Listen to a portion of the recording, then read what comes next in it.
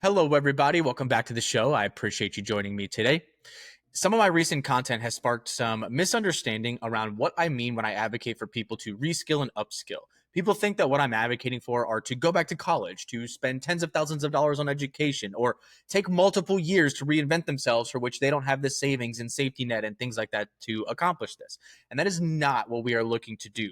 I know that lots of people are feeling the job loss and displacement due to automation, are feeling the rapid change of the job market due to AI and transformation and multiple other things that are outside of your control. So I want to help you understand what is within your control and how to go about this in a cost-effective, time-effective manner and clear up what I mean by upskill and reskill.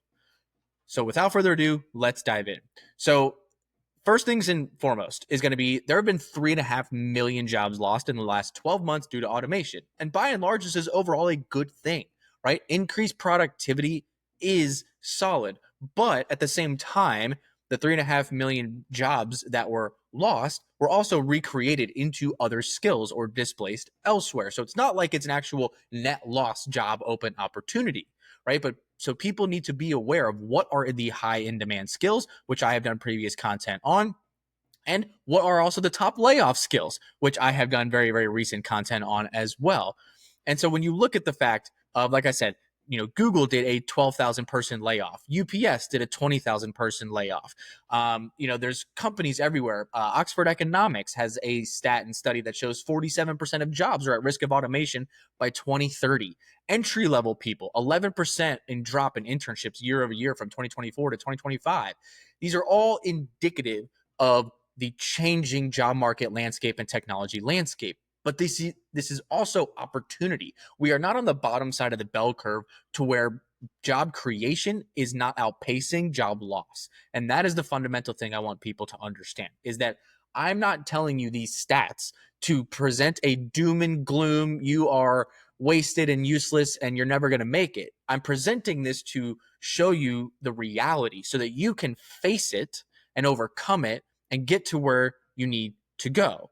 Okay. And one of the things that most people really, really forget is while everything I just said there, Google, UPS, jobs being at risk of automation, drop in internships, this is pretty much exclusively on the white collar side of the equation. Blue collar jobs are still at an all-time high shortage with 7 figures of jobs available across the nation. Not only that, they outpace earning potential most careers. And not just like, 45, 51% of careers they outpace. No. We're talking some of the highest paid careers, lawyers, doctors, engineers. They outpace in net earnings and net bring home income up until the age of mid 40s to mid 50s, depending on the path of each chosen. Okay. So that is what I want people to understand is look around you. The state of reality is constant change. You used to be able to get a career where you could go in, work that job or relative similar skill set for 40 years and then retire. That's not the case.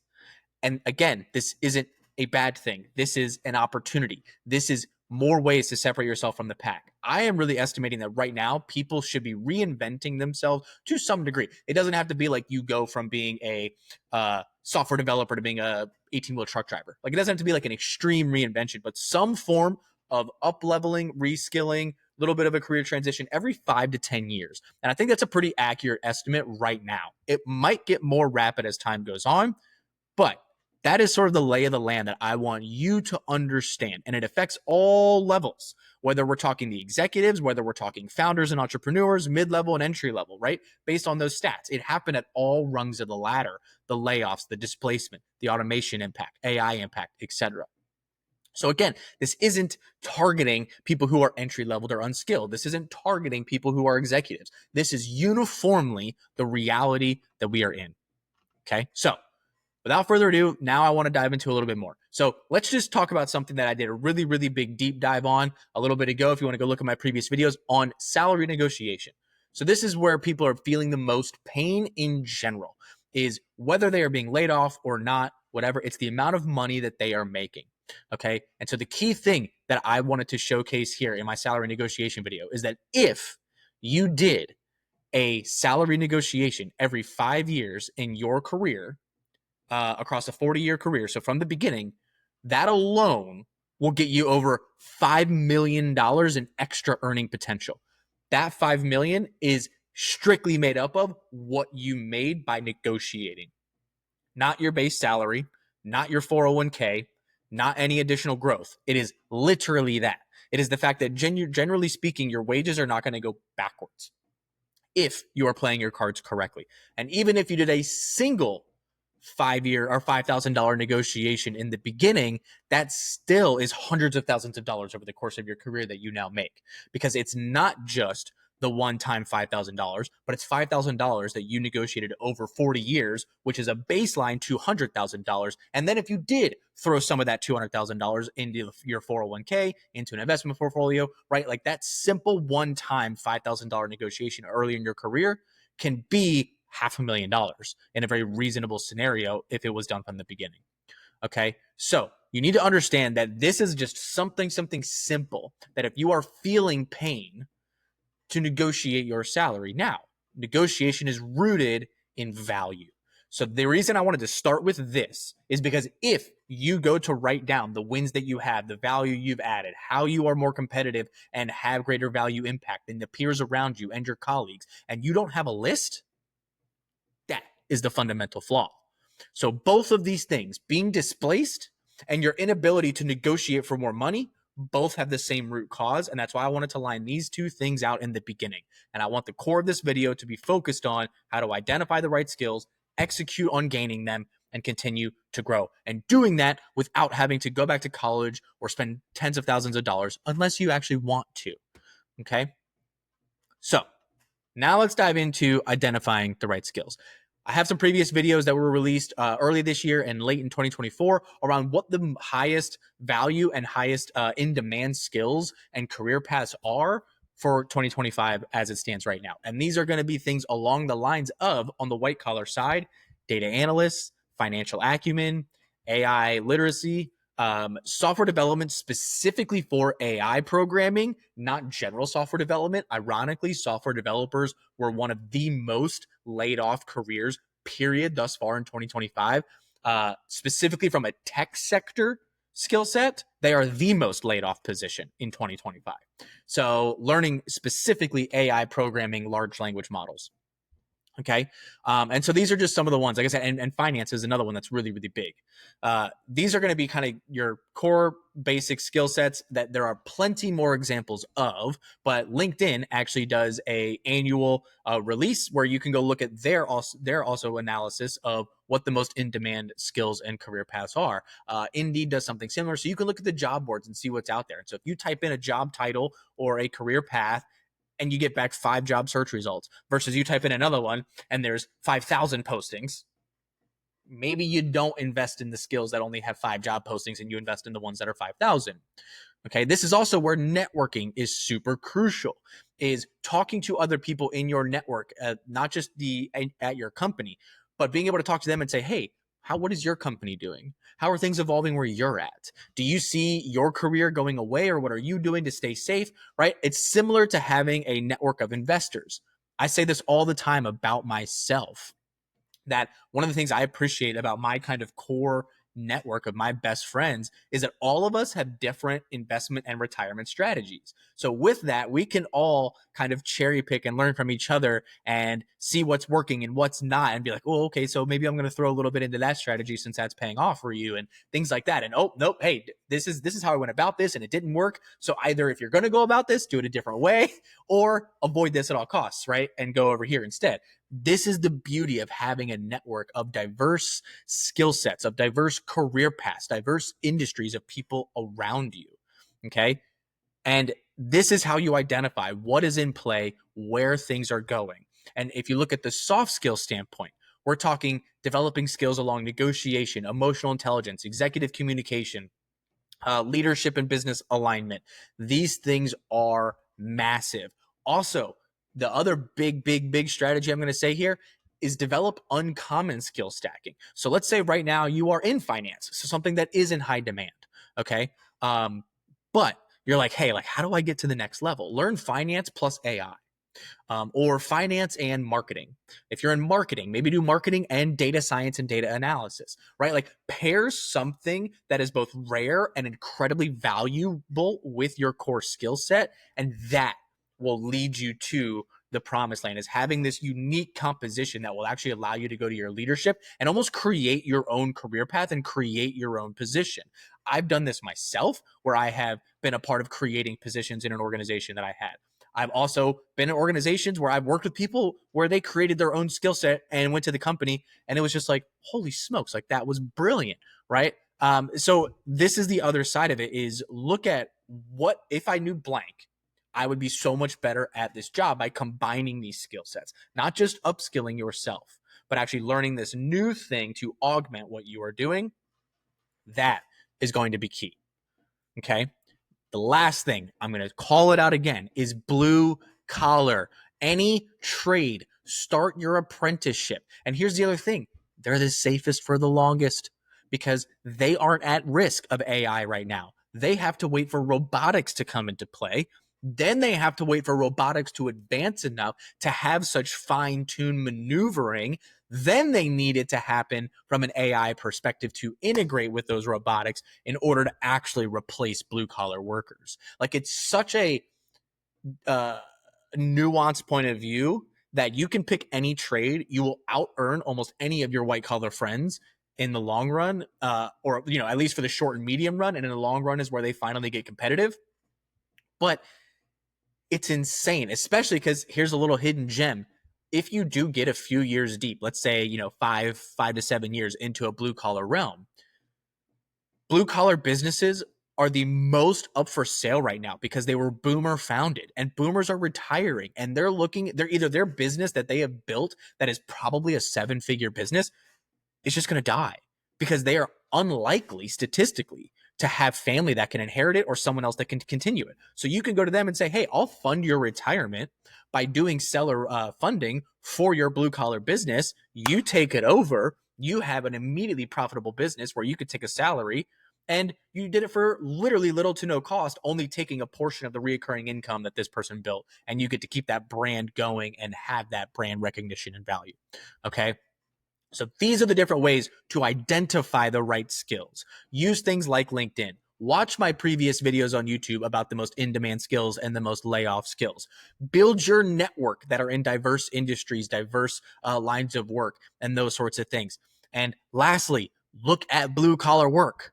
I know some of you don't think it's glamorous and that it's not worth it, but I promise you, blue collar is a phenomenal career path. And full transparency, it's part of my fallback, not gonna lie. Because I am also in a white collar space of IT leadership and career coaching that are both at risk, of being eliminated or significantly impacted. Like, both of my current income streams are at impact of digital transformation, revoking or significantly impacting them. Right. So even I'm not immune to this as well. I am simply practicing what I'm preaching and letting you know how I'm approaching this and what I'm going to. Okay. And so now let's get into, now we've kind of talked about some basics on how to identify these things. Now let's get into the biggest misconception that there is by far, is that people believe that you need to go back to school and get a degree and spend $100,000 or $50,000 on this, in how to actually go about the upskilling itself. And this is where I'm just straight up going to say no. Okay. So I want you to think of a framework here that I'm going to call RISE, which is going to be review, identify, strategize, and execute. Okay. So a quote that I love here is, you don't rise to your level of ambition, you fall to the level of your skills. Don't know who said it. I wish I could credit them. I'm sorry, but it has stuck with me ever since I've heard it. I also want to tell you my personal story here. So I am someone who has no formal education. I took a semester and a half of community college, then had to drop out because I was arrested. I had a family member who was the one who paid for that semester and a half, so I then had to pay them back in full. I went to vocational school when I was in high school to get my first IT certification. And then I only got one other IT certification later that was employer funded and employer paid for. And that first certification was in 2009. The second one was in 2013. So it has been 12 years since I had any form of formal education. And on top of that, like I said, I went to a semester and a half of community college, had some personal mistakes, and lost that. And otherwise, I had been continuously upskilling and reskilling myself for free. Okay. That is what I want you to understand. I know this is sort of maybe a potential long-winded way to get to this, but I think that my story can help you understand a lot and convey what I'm meaning by both of these things. So upskilling, what do I mean by this and what are the different approaches? So I think one of my biggest strengths that I have is two things. One, I am always looking to delegate work. There's also the concept, that innovation comes out of laziness, right? It's the fact that you don't want to do that crappy work anymore, so you figure out how to automate or delegate it. Okay. So this is something I've done throughout my entire career: is document, demonstrate, delegate. These three things. Okay. This is what frees up your time to get paid by your job to upskill yourself. Okay. So that's skill number one, is when you're looking at your job, no matter what it is, going back to my frontline help desk days, help desk, end user support, desktop support, etc., entry level IT positions. That's what I did. Even when I worked at Geek Squad as my first true kind of full-time IT job, not my internship that I had before that, but document, demonstrate, delegate. So there were a lot of people who didn't know IT technician. So I would give them troubleshooting guides. I would build for them tool sets. I would build for them how to go about this. I would build out knowledge bases. I would build out how-tos and make them searchable, right? Because I didn't want to do that crap anymore. I didn't want to be the bottleneck. And then the less that I am spending my time in stuff I already know, doing it over and over again, now I get to delegate that. And now I get to spend my time in what's the next thing, right? So instead of learning how to troubleshoot a printer, I now got to troubleshoot monitors. And then once I learned how to troubleshoot monitors, then I got to troubleshoot PC components. And then I got to go from there and go, okay, well, now I know all the PC components. How do I troubleshoot a server or a network? Or I got to just expand because I had the time to do so on the job, because other people were doing the job that I was previously doing. This also leads to promotions. So now you get to climb up the ladder as well. So now you get more money, more promotions, because you are able to add more value. So this is a way to upskill. Second way that I primarily upskill is I deem myself very good at being able to pick out the smartest guy in the room and going, why is this guy smarter than me? Why is he better than me? And how do I learn those same things? Whether it's from him as a coach or a mentor, or her, or it's going, you know what? Like, let me learn that on my own in my own kind of lab environment or at home or something like that. I've never been the type to spend thousands of dollars on this. I would just figure out a way to do it, or I'd watch YouTube videos or listen to podcasts or whatever it was, read books, these sorts of things. Okay. Or the mentorship, the hands-on one-on-one. And how I go about mentorship is I figure out, what does that person not like doing? I have them teach me. I then document, demonstrate, delegate, right? So I pull in the work that they don't want to do anymore, which is higher level work than what I am doing. I learn that, I document it, I demonstrate it.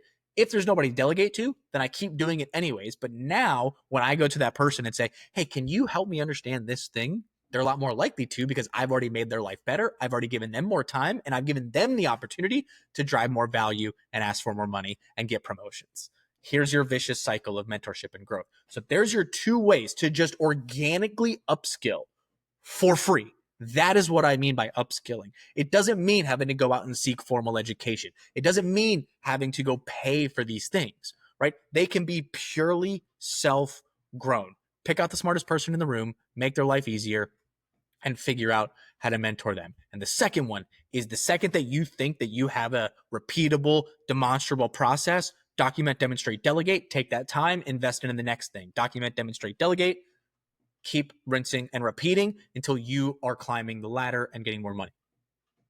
That's upskilling. End of story. That's it. No cost to you. You're actually being paid to do it all along the way. So for those of you out there that are thinking, oh my gosh, I can't afford $10,000 for a semester or a $500 certification, you don't need it. This is a way to go about it. Now, reskilling. My story. I despised leadership for the longest time. I did not want to go into it. I was okay being a people leader and a technical leader, but I did not want to be a business leader. I didn't want to play politics. I didn't want to do the game. And that's how I perceived it from the outside looking in.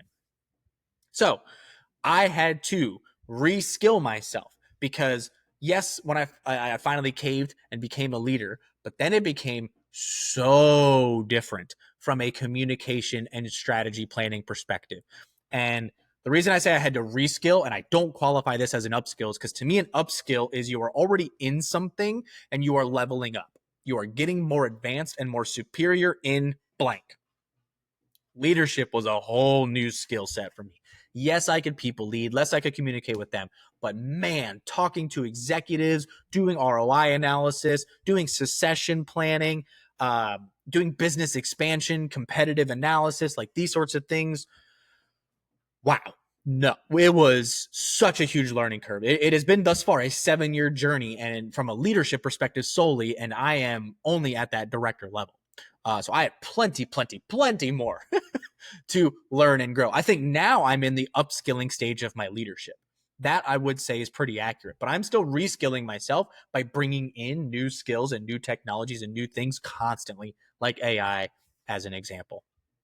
Okay, so this is my story of what I'm telling you here. I am going through everything you are going through in the job market because, yes, while I might be a career coach, I am also a senior manager, director level leader in the IT world.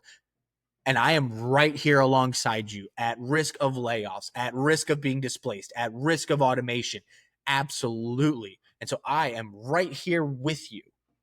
But I'm telling you my story so that you can see you don't need to spend a dime. You don't need to do anything other than figure out ways to free up your time in order to invest your time in learning these things. And now we get to the actual RISE framework: review, identify, strategize, execute. Okay. So audit your current skills, audit your current responsibilities. That is what the R is. Okay. And you're doing this for two things. One, what have I outgrown? What am I just, it is mundane and tedious and nonsense and terrible. And how can I document, demonstrate, delegate? Or how can I improve this, right? How can I make it better to the point to where I now have additional value add, and that's giving me something there. Second, how could you monetize your skills? Could you create an ebook? Could you create a YouTube channel? Could you do freelancing? Could you do consulting? Could you do contract work, right? So if you were laid off tomorrow, how could you immediately sell this skill or already have at least some form of income? Okay. So this is the first check of the review is reviewing yourself. Second, look at the LinkedIn skills and demand report. Look at job postings and job boards to see which titles and which career paths have the highest postings, therefore are in the most demand actually in the market today. Watch my previous content about the most in-demand skills and the most in-demand career paths. Watch my content on the most laid-off titles and the most laid-off industries, okay? So you figure out what is in demand, what is at risk. Let me audit myself. Let me figure out how to offload or improve in order to make better. And what can I monetize as well along the way? Okay, so this is your review stage. Okay, now some of this is going to be repeated in the I. Identify. How do you future proof your skills? Like I said earlier, though, you're never going to future proof yourself entirely. You will need to be gaining skills constantly and some form of micro reinvention every 5 to 10 years, if not potentially sooner. And so using tools like LinkedIn and Coursera and job boards and Indeed, etc., right? This is how you then can identify the AI skills, the blue collar skills, the trades, data analysis, financial skills, business skills, leadership, executiveship, whatever it might be, even manufacturing, right? Front lines, like whatever it might be, figure out what is in demand and where you want to shift. Okay. Identify those things. Figure out what is either maybe adjacent to what you already know. So what can you get the biggest bang for the least amount of effort? Right. And so now we're getting into strategize, the S in RISE. Okay. So how can we create a strategy that is going to give you the highest leverage for the least input? So this would be, again, if you are maybe front lines in manufacturing. Okay. So you think you might be at risk because of the robotic side of the equation or automation that's happening. How do you become a technician of the machines that you think are going to replace you? You already have the industry knowledge. You already have the productivity knowledge. You already have the product knowledge. You already know everything about it. So how do you go to the next level and get ahead of it and go, okay, well, if I'm going to be replaced by these machines, let me learn these machines. Let me learn how to maintain them. Let me learn how to be a technician of them. Let me learn how to program them, right? And then you could be a part of those pieces of adoption. And now your company is going to keep you because you are somebody who was not only forward thinking, but helped the adoption with your insider baseball knowledge of the one being replaced by the technology for implementing the technology. Okay. This is how you create the opportunity. Now you might say, well, I don't have time. We're going to get into some of the other common excuses here in a second. I want to finish the RISE framework, but here's something that's simple. Okay. 2 hours a week, 120 minutes, which is less than 20 minutes a day. Okay. 20 minutes a day. This is the amount of time that some of you go to the bathroom. Okay. That's 104 hours a year. What skills can you develop in 100 hours a year? Now, what if you multiply that 4 hours a week, 5 hours a week, 10 hours, right? Like we're getting into hundreds or thousands of hours a year and investing into something. 104 hours a year. If you really focus, learn something, and I think any of you can take this into account and validate it in your own anecdotal experience.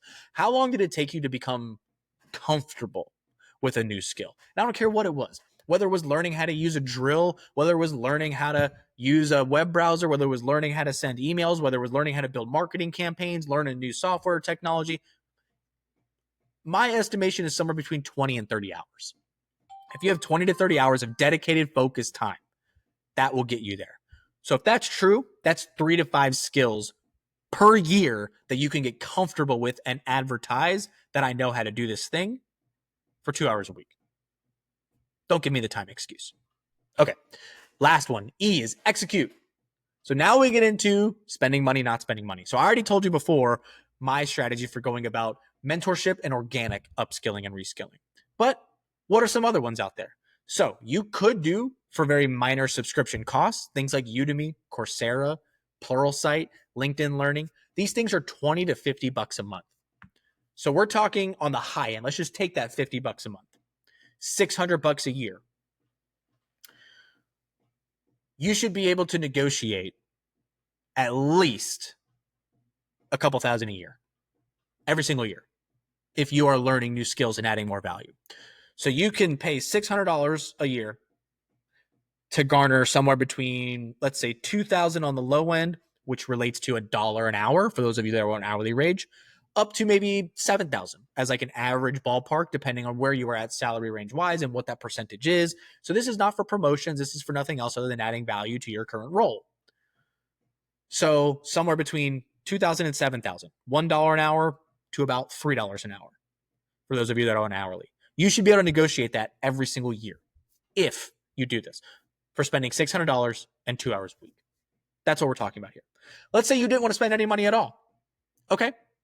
So let's go to AI, right? You can use ChatGPT, Gemini, Claude, etc. for free. And if you want to pay their 20 bucks a month, you can go to AI and say, hey, I need you to be my mentor and coach in financial acumen. I'm currently an accounts payable, accounts receivable specialist, but I want to become a controller. I want you to give me experiments, projects, and things to do and tasks and build out the framework and the lessons for me to learn to be a controller. And now you can expand your repertoire by doing that for free. You could also do the communication. I mentioned soft skills earlier, executive communication, alignment, difficult conversations, etc. Practice these with ChatGPT or another AI of your choice. Hey, I need to tell you that you are not performing well because of A, B, and C, and I'm struggling to do this. And so I would like you to recreate this conversation. You are the one I'm disciplining. Give me feedback at the end of the conversation when I tell you to do so. Something very simple. Use AI to upskill yourself. If you are entry level, you should be doing this from the get-go because entry level is being eliminated faster than anybody else. It's the extremes. Entry level and retirees. These two bands are being eliminated the fastest by AI and digital transformation. Okay. So these are the people that need to use AI to augment and upskill themselves. So from an entry-level perspective, you need to figure out how to use AI to make you come off like you had 3 to 5 years of experience. So the way I would go about this is go on LinkedIn, look at people in your career path that are at that 3 to 7 year band of experience. What are their skill sets? What have they accomplished? What separates you from them? Use AI to fill those gaps. Figure out how to recreate those experiments and those sorts of things. And now we get into the last one. Build an online portfolio. Okay. So this could be if you're on the white collar software development side or coding side, use something like a GitHub to post what you're doing publicly. Or you can also use Adobe to post your public graphics and graphic design and marketing initiatives and these sorts of things from that perspective, even slide decks. If you're blue collar, right, use social media to showcase your trade skills and your results and the things that you've done around your house. What are the repairs that you've done? What is the plumbing that you've done? What is the roofing that you've done? Showcase the before and after and the materials that you did and why you went about it and thought and educate people on it. This is how you build an online portfolio, and this can actually be a part of your resume. You can link to your social media on your resume to showcase these different things. So you could start an Instagram that's entirely Zach's Plumbing. Boom. Now you have all of your plumbing experiments, what you have done, what materials you've worked with, et cetera, et cetera, et cetera. Okay. These are all no to low cost. People are thinking that I'm talking about a tens of thousands of dollars degree and multi-year journey. No, I am saying pay $20 a month, $50 a month, or even $0 a month. Post your portfolio free online to prove that you are doing what you are saying you are doing and your expertise is there, and watch it happen. Okay. This is upskilling, reskilling, rise framework, review, do an audit of where you are at and what your skills are, what is in demand, what are the jobs in demand, and how you can immediately potentially monetize what you have. Identify your future-proof skills or what the next steps are. Use LinkedIn, job boards, Coursera, Udemy, etc., to figure out what those next things are. Strategize the buckets of time and how you are going to go about doing this. And then finally, execute. So apply for Udemy, Coursera, Pluralsight, AI, blue collar portfolios, white collar portfolios, whatever it might be. Execute your learning and showcase it. Last section here, overcoming the common excuses. I don't have enough time. We already talked about this, but I want to dive one a little bit deeper here because I mentioned 2 hours a week is the 104 hours a year, which means you can learn 3 to 5 new skills per year from a basic competency level. Here's some fun statistics for you. The average person in the US spends over 2 hours a day on social media. They also spend an additional 3 hours per day streaming videos on Netflix, Amazon Prime, Hulu, etc. 5 hours right there. I'm asking for 2. You can still spend 3 hours doing nonsense every day and then work and then do this. Some people I know have terrible commutes, right? So you might be dealing with that side of the equation. Okay, use the commute for audiobooks or to have AI conversations. Now, if you're in like high speed movement and traffic and things like that, probably not great. But if you're in like bumper to bumper, terrible traffic commute, right? Have an audiobook on that's teaching you skills. At the end of every chapter, pause the audiobook, contemplate, think, converse with yourself, have a conversation with AI, have a conversation with AI in general while you're in that bumper to bumper traffic to learn new skills, mimic conversations, and up level yourself. Okay. Don't tell me you don't have time. It's right there for the taking. I don't know where to start. Ironically, if your excuse for not starting is I don't know where to start, you've identified where to start. You identified the fact that you don't know. So you need to solve knowing where to start. That's what this video is for. Start with RISE. Review, identify, strategize, execute. Need I say more? You are literally identifying where you need to start by saying, I don't know where to start. You just chop off the half of the phrase. Go from I don't know where to start to where to start. Answer the question. Don't make it a statement. Okay. I mentioned it's the entry-level people and the end-of-career people that are the most at risk of these changes. It's too late for me. So what are you telling yourself then? You are telling yourself that you are unable to adapt, that you are unable to change, you are unable to learn new things. This is asinine. I believe it's Joe DeSouza. Do I have that correct? That is a wonderful neuroscientist that has done plenty of experiments and workshops and things that showcase it does not matter how old you are, what potential mental disorders you believe or actually have. You can reshape your mind and skill set and learning at any stage of life with any other circumstances. Doesn't matter. Okay. It is never too late for you. I personally myself have helped over 30 people come out of retirement in the last 2 years. It's sad they have to come out of retirement because of inflation and cost of living, but they are thriving.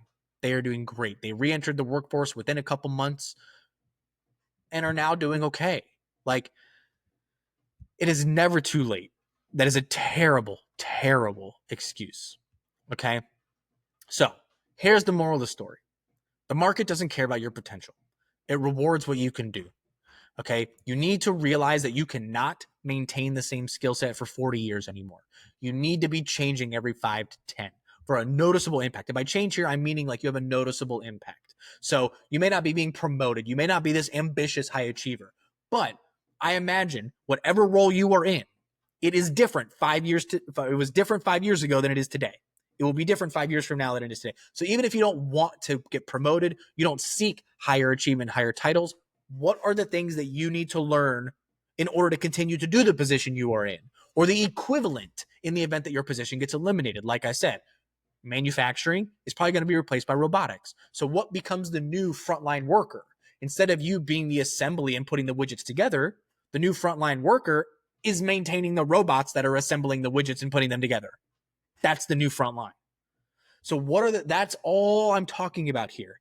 I'm not telling you that you have to be this 1%, $400,000 a year earner or have goals of $50 million. No. But if you expect that you can just show up and work 40 hours a week for 40 years and you'll be fine, that is where you are incorrect. Every position at every skill level is evolving every single year. And that is what I mean by upskilling and reskilling. That is what you must do. And you can do it for free, you can do it for low cost, or you can do it for high cost. Remember, this entire video, 36 minutes in, not once have I presented a high cost solution because it's unnecessary and I don't believe that it's the right decision to go. Okay, so start today, identify where you are at, or review where you are at, identify what you need next, strategize how to do it, and execute. If you'd like help doing this, join my school community, which is linked down below. Attend my weekly webinars that are for free every single Friday, or even take the quiz to work with me one-on-one, right? All of those are completely valid if you choose to work with me. And if you don't, great. The school community at least is kind of agnostic of me. It gives you exposure to me. But at the end of the day, I want to build a community of people who are trying to do their best to either be the dream of what they want is just a simple middle-class basic living, or whether they want 1%, $5 million a year. I want a community of everybody where we are all in agreement that the idea is to achieve our dream being your dream, your individual definition of what your end result is. I'm not here to tell you what that is. I'm not here to tell you what it must be. I'm not here to tell you what the floor should be. I am here to give you the tools to get to where you want to go. Plain and simple. Okay. So check me out on school, link down below. Fill out the quiz if you'd like to do that, and attend my weekly webinars on Friday. I'm also live on X, LinkedIn, and Instagram as well. Should be going live on TikTok here soon. So I appreciate you sticking with me on this. I hope this clears up what I mean by upskilling and reskilling, and I hope that this empowers you to the point to where all you need to invest is a little bit of time. That's it. Till next time, thank you.